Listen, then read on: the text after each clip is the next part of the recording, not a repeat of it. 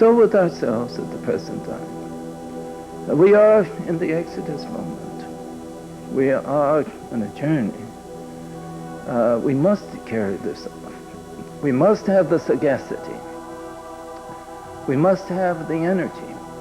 We must have fantastic energy to make the transformation. People say, oh, you can't do it.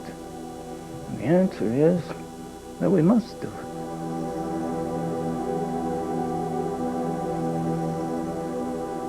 Befriending the Earth. Thomas Berry's theology of reconciliation between Earth and its humans, with Thomas Clark.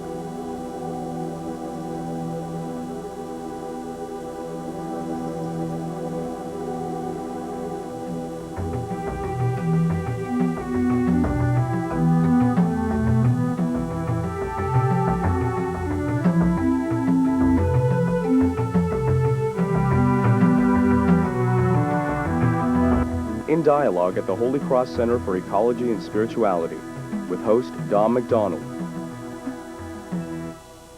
In this episode, Tom Berry speaks of the fascination of the Western world with tragedy and despair.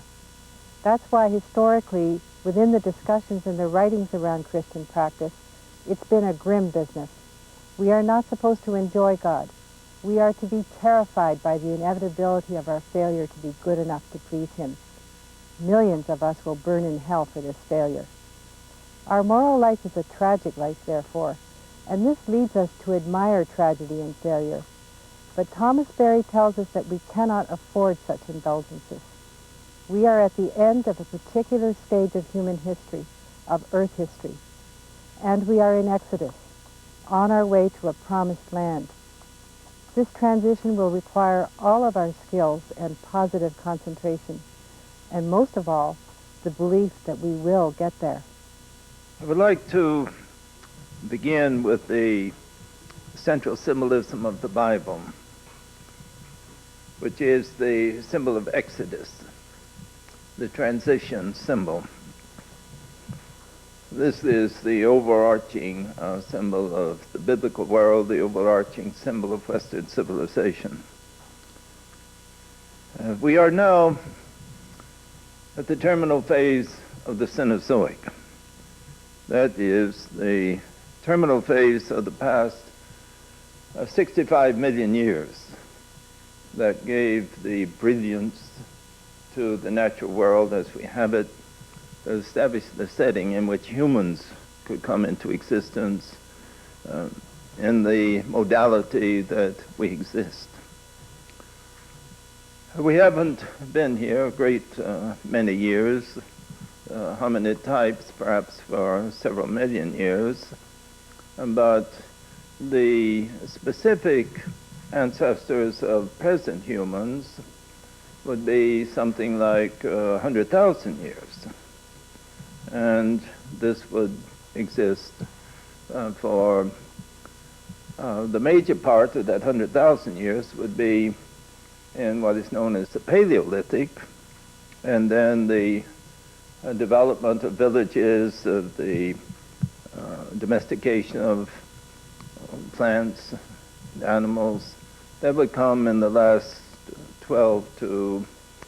past 12,000 years. And then civilizations, as we know the civilizations for the past 5,000 years, Christianity for 2,000 years, so forth. And the past several hundred years, we're talking about several hundred years in relationship to, say, 65 million years of Earth development. In those several hundred years, but particularly in the 20th century, in less than a century, we have perhaps mortally wounded the total life process. We are in a terminal phase of many of the major systems of the planet Earth. The tropical rainforests that came into existence in this period are in the process of being extinguished. At the rate of an acre a second, Now they tell me it's more than an acre a second, and it may be 2 acres a second. The most beautiful thing on the planet, perhaps. Maybe the most beautiful thing in creation. I saw something not long ago, which was a series of drawings, of paintings of tropical flowers. They were done by a woman who was an artist, and who went to the Amazon region when she was about 40 years old. She made 7 journeys there, and she painted the flowers. Such exotic beauty and splendor and awesomeness. And they've been published in a book recently.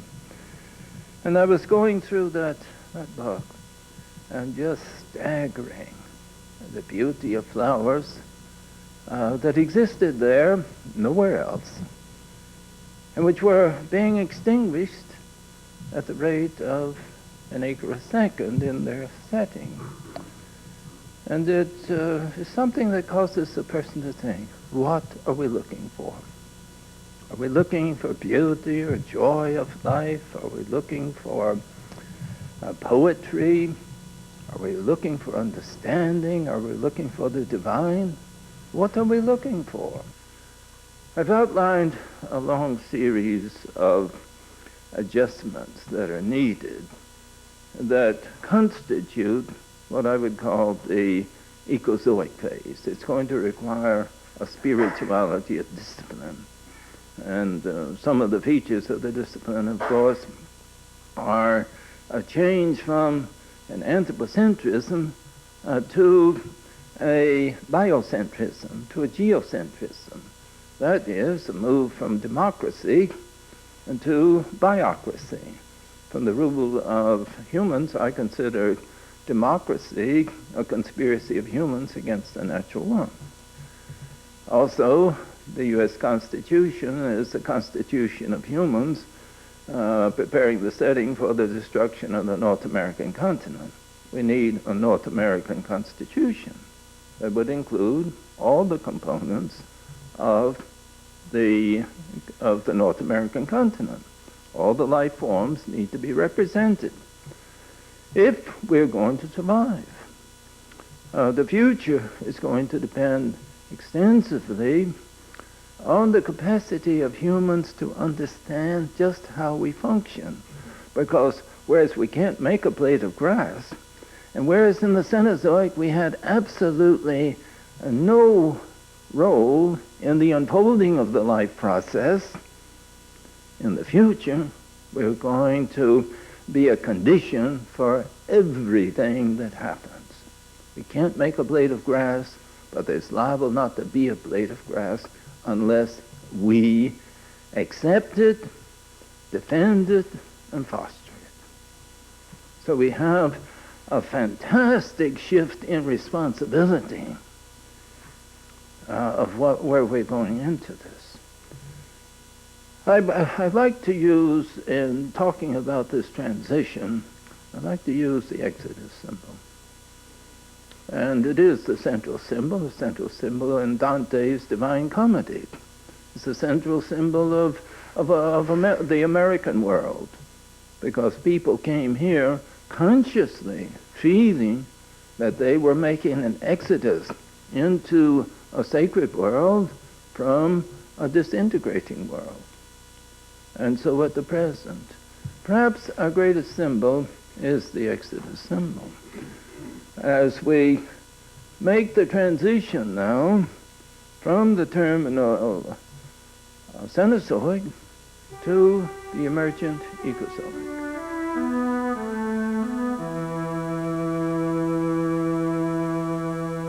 The human community and the natural world will go into the future as a single sacred community, or we will both perish in the desert.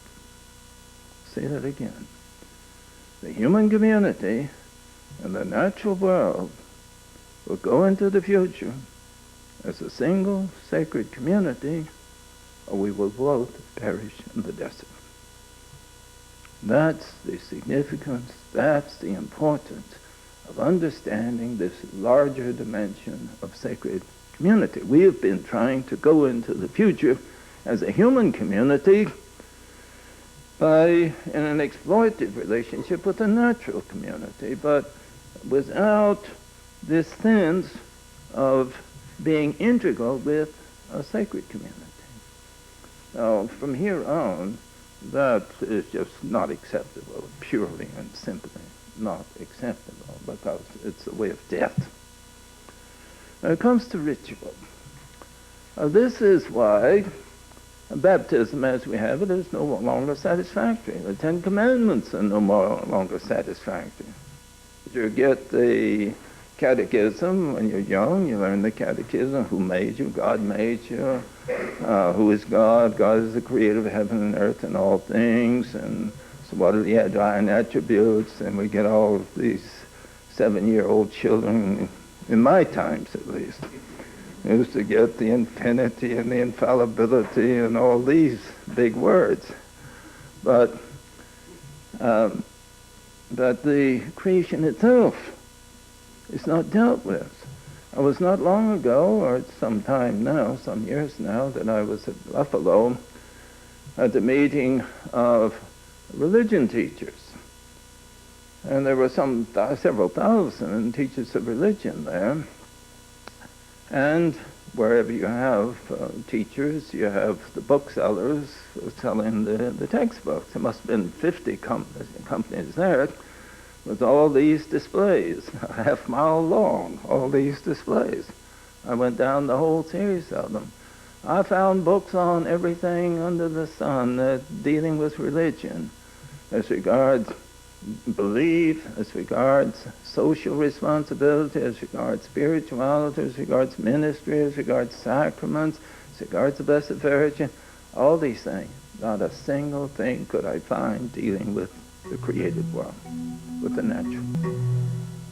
I'd like to pick up something which Tom has written about, which has to do with the responsibility that we now have to listen, to learn from the universe, to obey the laws of the universe, and to let cosmogenesis sort of exert a certain authority over us.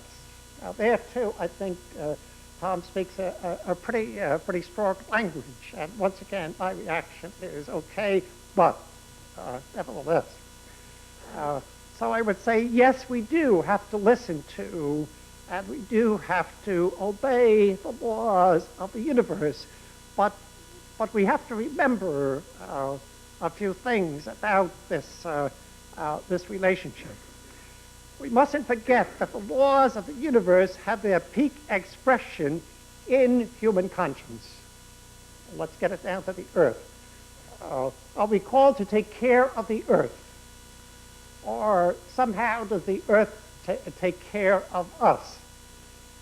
And we've had a development of ecological thinking, not just a rejection of the notion of domination, but a rejection of the notion of stewardship. I'm not so sure that we can simply dismiss the relationship between the human species and the other species of Earth. All types of stewardship relationship. I'm not sure that's the word. But I think caring for the Earth is, I think, part of our responsibility.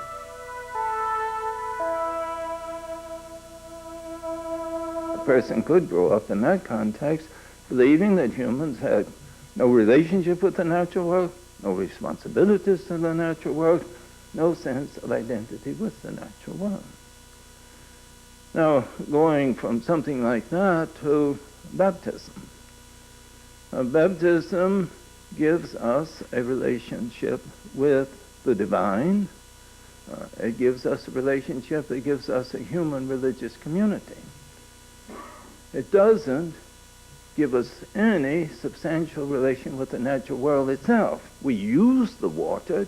We don't relate to the water exactly. We use it as symbol of purification, but we still don't invoke the water, although in the blessing there is an invocation as regards the water and the blessing of the baptismal water. It's a rather wonderful thing. And on Holy Thursday, when the baptismal water is consecrated and all that, it's taken into the world of the sacred.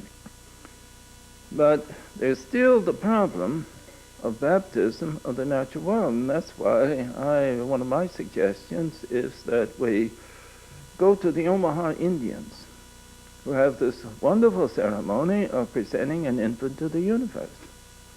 And that symbol is, they present the child to the 4 regions of the universe. They present the child to the heavens, and to the atmospheric world, to the earthly world, and even to the subsoil world, to the insects. And say, O ye heavens, sun, moon, and stars, O ye that dwell in the heavens, I bid you hear me. Into your midst has come a new life. Consent ye, we implore. Make its path smooth, that it may pass beyond the first hill. Then ye clouds, winds, rains, all ye powers that move across the atmosphere, I bid you hear us. Into your midst has come a new life, and then is consent ye, we implore, make its path smooth, and so forth. And so for the animals, the trees, the insects. In each case, presenting the child into the universe, bonding.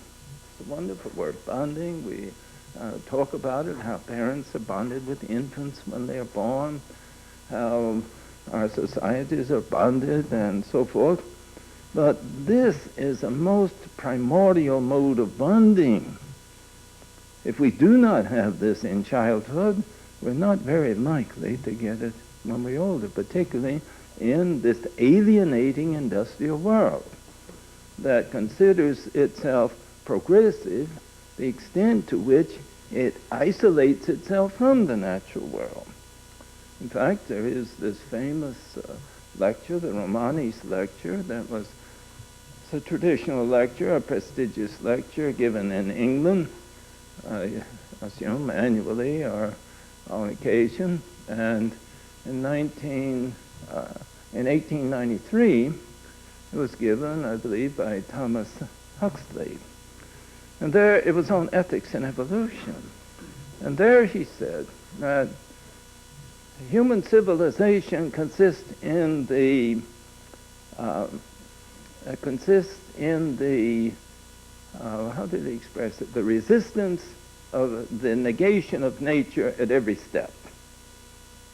In other words, the moral world was an emergence of the human out of that dark natural world about us, and the taking of ourselves away from all these blind forces and giving us an existence simply in ourselves.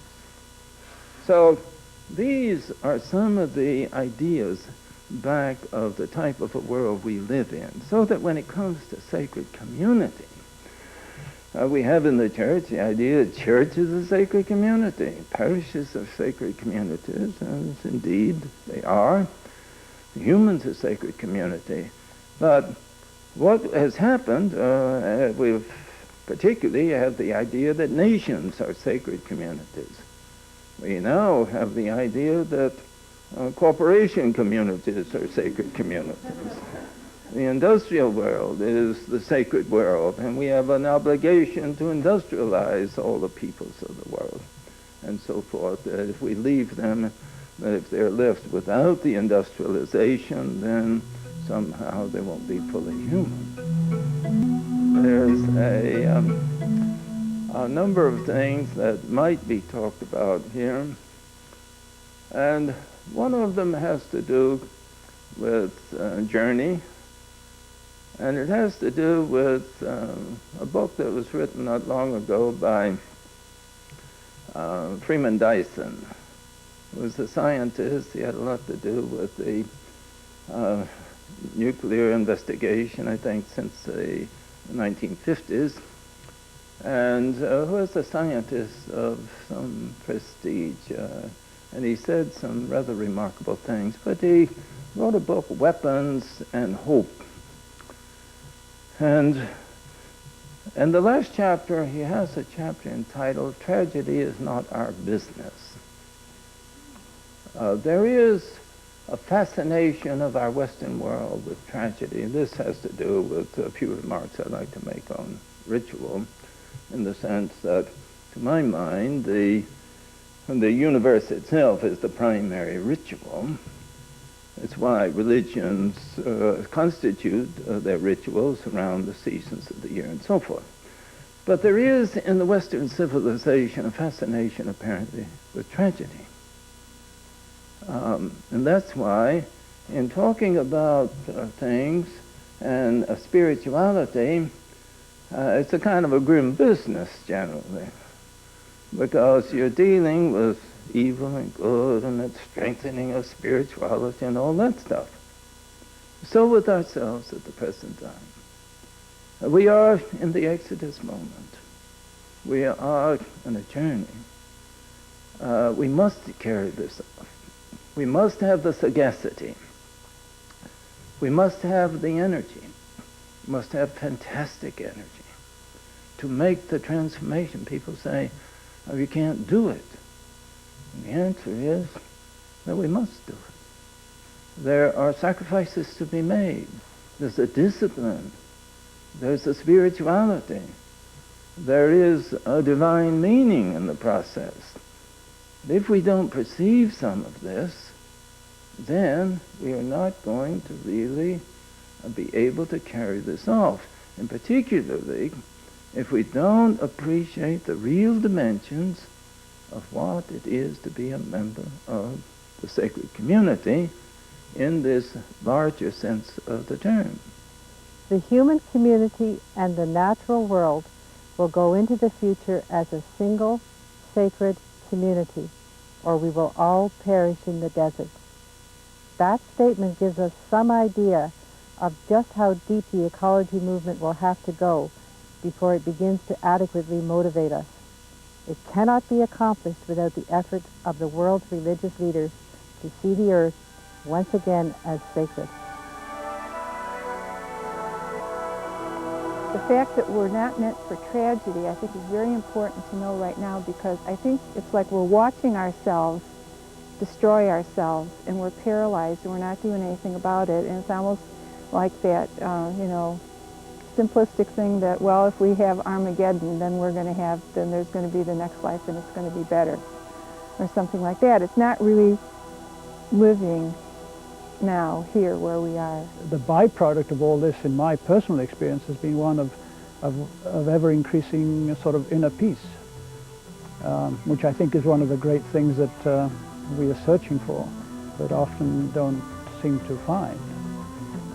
One of the paradoxes is that I think sometimes we keep, the more we struggle to find something or to have something, I think we often tend to be walking in the wrong direction.